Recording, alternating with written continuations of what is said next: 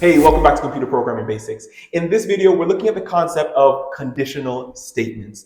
The concept is actually pretty straightforward. Sometimes we only want the computer to execute certain instructions if certain conditions are true. This comes right out of our natural human languages. Remember, computer programs are just giving instructions for the computer to execute. Well, when we give instructions to humans, we actually usually give some conditional instructions. We say, we want you to do this if this is true. For example, consider the instructions for delivering a package. We tell the deliverer to take the package to the door, ring the doorbell. If someone answers, deliver the package. There are three instructions here, and one of them is a conditional instruction. We only want to do that if one of this condition is true. We could actually complicate this example and give a little more clarity as to what they should do if that condition is not met. So we say, take the package to the door, ring the doorbell. If someone answers, deliver the package. Otherwise, if the package does not require a signature, leave the package at the door. Otherwise, return the package to the delivery truck. We could diagram this conditional logic like this. We have instructions that are marked off under the conditions that determine whether or not the deliverer should execute them. And this is similar to the way computer programming languages give conditional instructions to a computer. Let's jump right into it.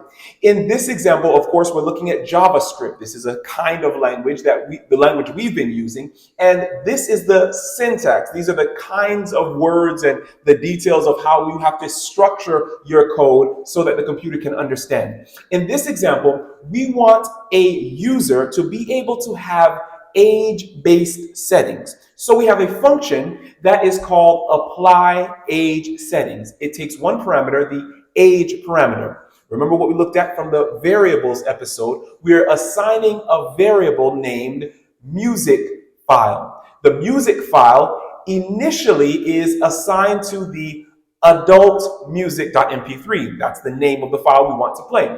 But then if age is less than 18, we want to instruct the computer to change the value that is stored in that variable. Now we are putting the value of kid music.mp3 in the music file variable.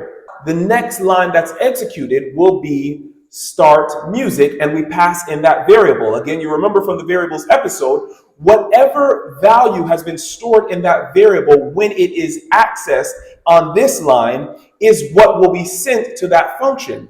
And so if the age was less than 18, that value will be changed so that we have kids music played instead of adult music. We could complicate this a little more by adding some more conditional logic. In JavaScript, as in many other programming languages, the otherwise clause is specified using an else keyword. And so we could reorganize this code to look like this. Else set the value to this. And so now we're not setting the value initially with the declaration of the variable. We can just declare the variable. And then if the age is less than 18, we set it to the kids version. Else, we set it to the adult version. We could further complicate our code here to do what we did in the delivery example. You remember we had an if, then we had an otherwise if, and then an otherwise. So we could also add an else if in JavaScript to support that functionality. And it would look like this if we separated out the ages based on kids, teens, and adults. You could also have additional else if, so you got if, else if, else if, and then an else at the bottom. But this is how we support the same kind of logic that we use in our daily human language in a computer programming language. So let's jump into the exercise. In the exercise, we will be implementing the move avatar function. Now, we've used this function quite a bit before, but this is now the first time that we have enough tools to understand the inner workings of this function. So what we'll be doing is in two sections. The first section, you'll be using this if, else logic to change the X or Y value of the avatar based on the parameters that have been given. Also, in the second section, you will be using the return value of a function, which we haven't done before, to determine if the avatar has hit any of the target blocks. And if that condition is true, you will be clearing the block and playing a sound. So that sounds exciting, I'm sure. Hopefully you're ready to jump into it, and I'll see you back here next time on Computer Programming Basics. Thanks for watching.